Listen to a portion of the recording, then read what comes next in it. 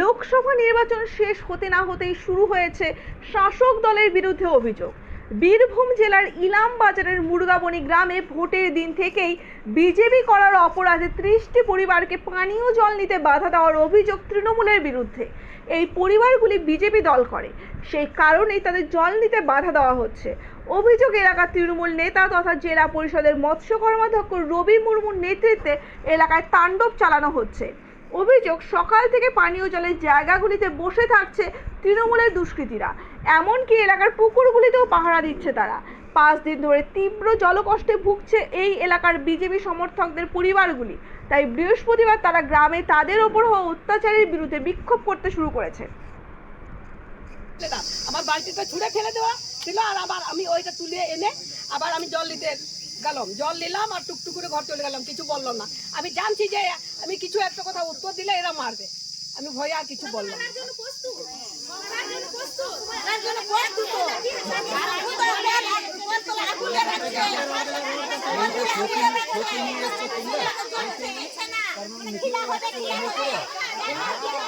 উনি 129 নম্বর বুথে আজকে আমরা এসেছি এবং বিগত কয়েকদিন ধরেই আমরা শুনছি ভোটের পরবর্তী কাল থেকেই ওনারা তাণ্ডব চালাচ্ছে পুরো গ্রাম জুড়ে, এবং সেই সঙ্গে আমাদের বিজেপির যেখানে যেখানে ফ্ল্যাগ ছিল সেই ফ্ল্যাগ ছিঁড়ে ফেলা হয়েছে। এবং এখানে সবথেকে বেশি যে সমস্যা তৈরি করছে সেটা হচ্ছে জলের সমস্যা।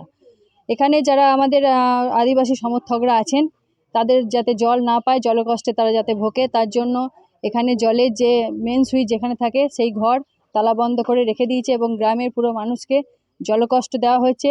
আমি জানতে চাই যে এই টিএমসি সরকার কিভাবে মানুষের পরিষেবা দেবে, যে আমরা সচক্ষে দেখছি যদি কোনো ওনাদের পার্টির সমর্থক না থাকে, যদি অন্য পার্টির সমর্থক থাকে তাহলে তাদেরকে কিভাবে অত্যাচার করা হয়। এরা নাকি আবার জনগণের সেবা করবেন। আমি মমতা ব্যানার্জিকে প্রশ্ন করতে চাই আপনাদের মাধ্যমে যে এই কি ওনাদের শাসক দলের কাজ? সন্দেশখালি, উনি আমাদের এই গ্রামবাসীর এক মহিলাকে বলে গেছেন আগামী দিনে দ্বিতীয় সন্দেশখালি তৈরি করবেন। তো আমরা সন্দেশখালিতে একটা চিত্র দেখিয়েছি, দ্বিতীয় আমরা এখানেও দেখাবো। আপনারা তৈরি থাকুন এবং 4 জুনের পরে আপনাদের যে কি অবস্থা হবে, আপনাদেরকে টেনে টেনে এক এক করে কাঠগড়ায় দাঁড় করাবো, এটা আমি এখানে আপনাদের সামনে ওনাদের উদ্দেশ্যে বলে গেলাম।